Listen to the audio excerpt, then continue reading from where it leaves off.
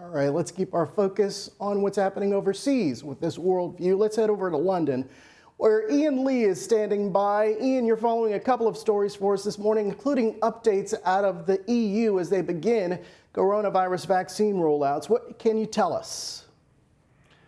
Good morning, Jeff. We are starting this week all across the European Union, where countries didn't skip a beat to administer the Pfizer-BioNTech vaccine.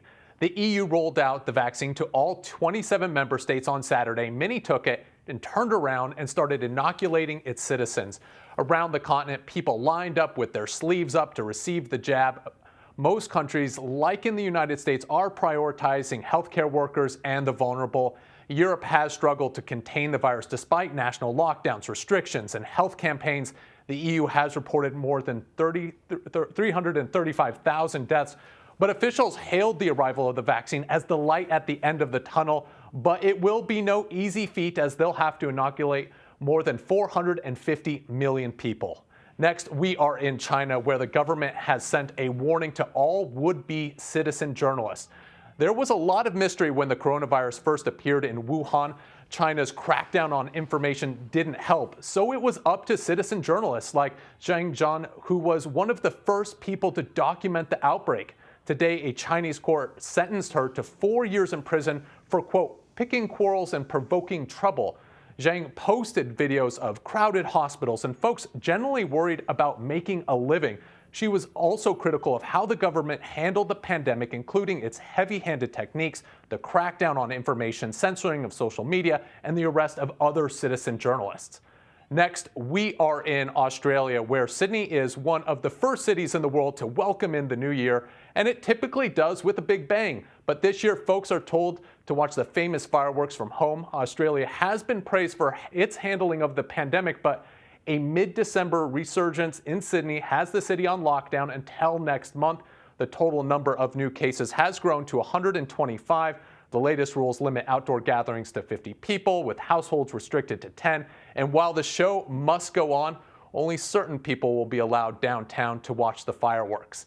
Finally, it's been a wild year in weather. Fires to floods have caused more than $100 billion in damages, according to charity Christian Aid.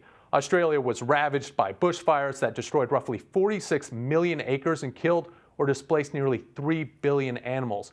An unusual monsoon season ravaged much of Asia, leading to heavy flooding in countries like India, Indonesia, and China, with more than 2,000 people killed. Africa suffered a devastating swarm of locusts that ate $8.5 billion in crops and vegetation, while the United States was one of the worst hit, with hurricanes and wildfires causing $60 billion in losses.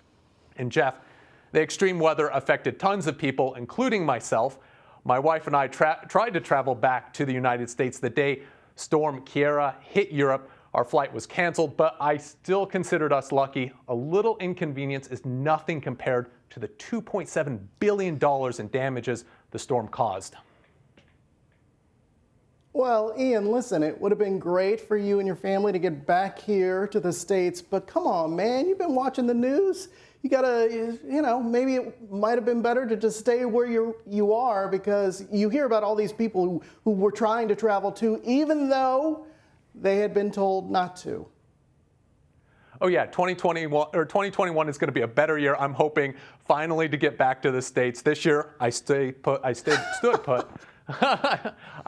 didn't leave London. Let's just put it that way. Okay, good. Fingers crossed that 2021 will be the year for all of us, frankly. Ian Lee from London, thank you.